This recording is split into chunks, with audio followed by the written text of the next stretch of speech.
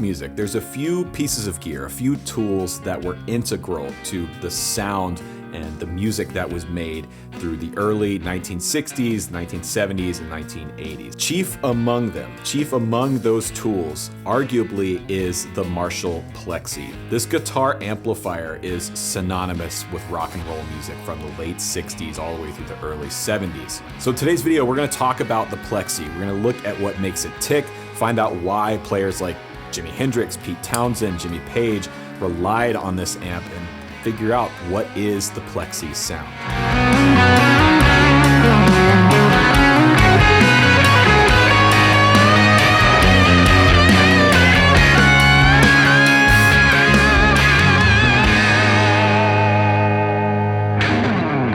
In the early 1960s in England, rock music was exploding. It was becoming the #1 form of music that was listened to across the entire nation.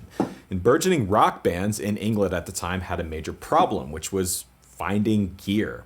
At the time, Fender was not really importing all that many amplifiers, and companies like Vox and Selmer were just getting off the ground. So it was really tough if you were a young, burgeoning rock band around London, England, to find amplifiers, specifically bass amplifiers. So this led to a man named Jim Marshall, who was a drummer, to open up a music store in London, England. Now initially, Marshall's shop was a drum shop, but he also started supplying local players with Vox and Selmer amplifiers. And it didn't take long for players like Pete Townsend to push them to start importing American brands like Fender and Gibson. And this is where the problem arose. They simply couldn't get enough amps from Fender to satisfy the demand of local bands at the time. So Marshall hired a few engineers and went to work on creating an amplifier of his own that he could sell out of his own shop. Now, after a handful of prototypes and testing by players like Pete Townsend, the JTM 45, Marshall's first widely available amplifier, was born, and it was adopted and hugely successful with bands around London at the time. It's worth mentioning that it was originally based off of the Fender 59 Bassman circuit. But I do want to point out that the JTM 45 is not a clone of the Bassman. This is a bit of a misnomer. It's similar, but they made some crucial changes to the circuit that make it sound and feel completely different than a Bassman. Not long after the JTM 45 was released, Pete Townsend came back to Jim Marshall and asked for a louder amplifier. So Jim Marshall went back to work, and they came out with what would be known as the JTM 45-100. Basically, it was a JTM 45 with twice the output power. They put 2 output transformers in it, made some other changes to the circuit, and created a 100-watt amp, the first 100-watt Marshall. And this is when Jimi Hendrix enters the scene in late 1966. That's why you can't hold me down. Hendrix had been playing a lot around London in early '66, filling in and making a name for himself. And it wasn't long until he got sent by Mitch Mitchell up to Jim Marshall's shop, and he put an order in for 3 JTM 45-100 full stacks. And this was the early Hendrix sound. Now, with the success of the JTM 45-100, Marshall then went to work on what we now know as the Marshall Plexi, the 100-watt super lead amplifier. Now, Plexi is not an official term for Marshall. This is something that confused me for a long time. Plexi simply refers to the type of material that's used on the front panel of Marshall amps at the time. It's a sheet of plexiglass on the front panel with all of the controls and the input jacks mounted. So when someone calls an amp a Plexi, they're referring to a Marshall amp that was made pre-1969 when they switched to the metal panel. But the true Plexi amp, the amp that everyone thinks about when you say Plexi, is the Marshall Super Lead 100. Now, the Super Lead hit the market around 1967, and it went through a few changes. And in 1968, they hit basically the holy grail of Marshall amps. This is the amp that Hendrix, Pete Townsend, Jimmy Page, Eric Clapton in his Cream years all used. This is the Plexi.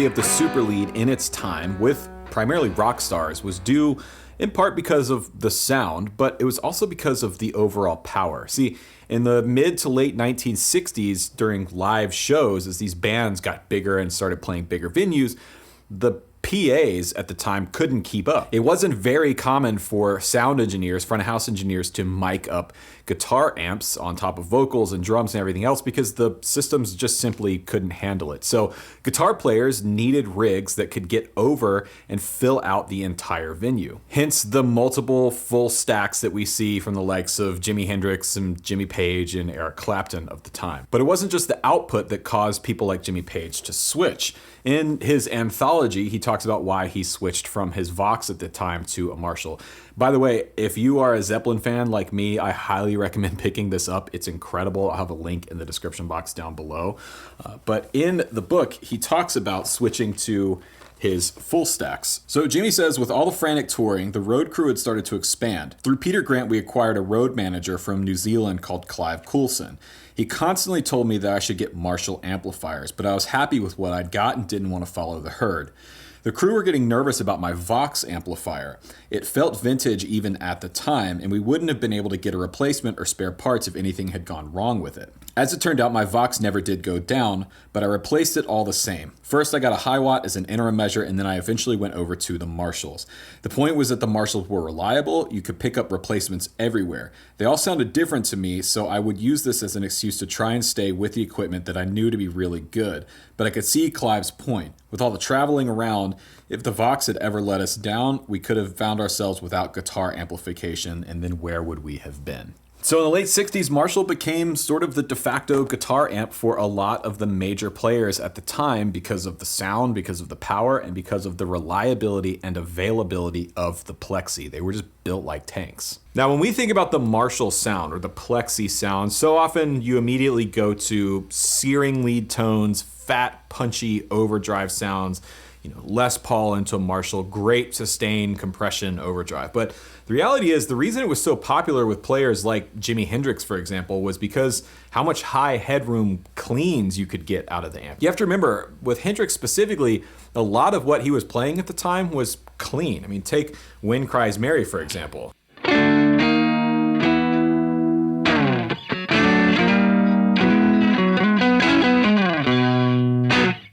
If he was playing that at a large venue, he needed to be able to get that clean or clean-ish sound at a really loud volume, hence the 100 watts. It could deliver that sound at a high volume before it started to compress and break up like other amps would. Now, this is a 4-input Marshall. We have 2 inputs for each channel. Right now, I'm going into the low input of channel 1, which is helping me get that higher headroom clean tone. Now, the amp is set on 6, and if I was going through a cabinet in the room right now, it would be deafening myself and Chris behind the camera. But that's part of what the Plexi was supposed to do.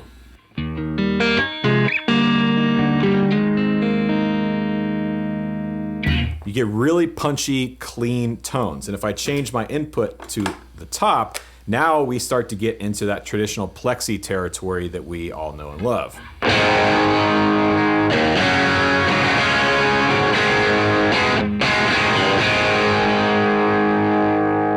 Now, earlier I mentioned the 1968 Plexi was sort of the benchmark. It's the holy grail of Plexis. And that's because the changes that they made to the circuit in 68 are what was most popular with the players of the era. It was the right balance between high headroom cleans, but it would also break up and give you really punchy, loud, searing lead tones that players like Jimmy Page and Eric Clapton were looking for at the time.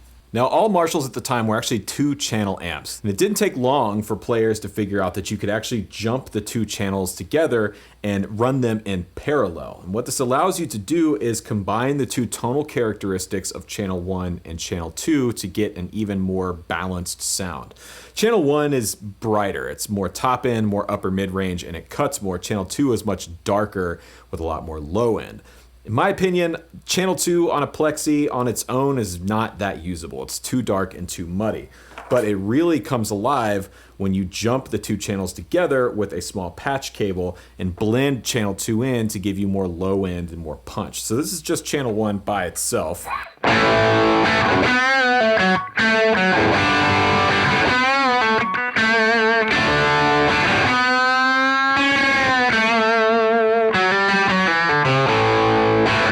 Now I'm gonna jump the two channels together, and I'm gonna blend in the volume of channel 2 to give me a little bit more low end.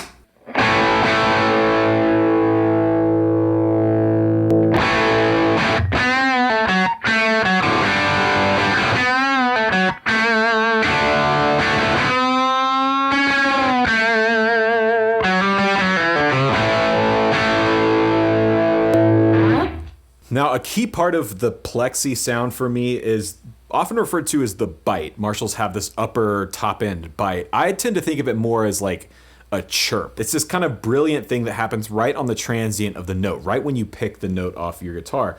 And you can get more of it by dialing the presence control up. But to me, this is what makes a Plexi unmistakable when you hear it on a record.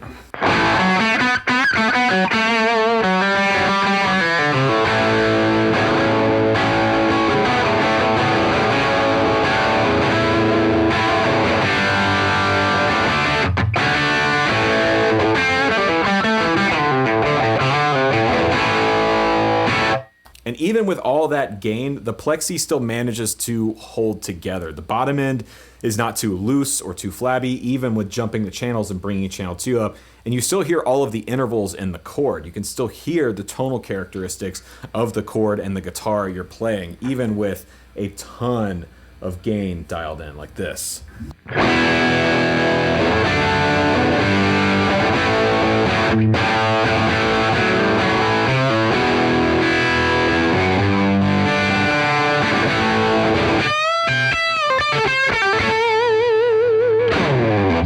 Now, the amp we've been using today is not a vintage one. This is a modern reissue from Marshall. This is the 1959 HW. Now, 1959 doesn't refer to the year 1959. It's just an internal name that Marshall uses for this circuit. But in terms of modern reissues, they are true to form with the original Plexis. This is about as close as you can get. Now, this is not my amp. I'm borrowing this from my friend Rick Beato. I have one and a 412 cab on order from Marshall, but with all of the supply chain issues that everyone's having right now, I'm still waiting on mine, but you'll see one show up here on the channel eventually. This video is not sponsored by Marshall or anybody else, by the way. Now, the reality is a 100-watt amp in today's world is a lot. If you're a gigging guitar player, you definitely don't need one of these to play gigs.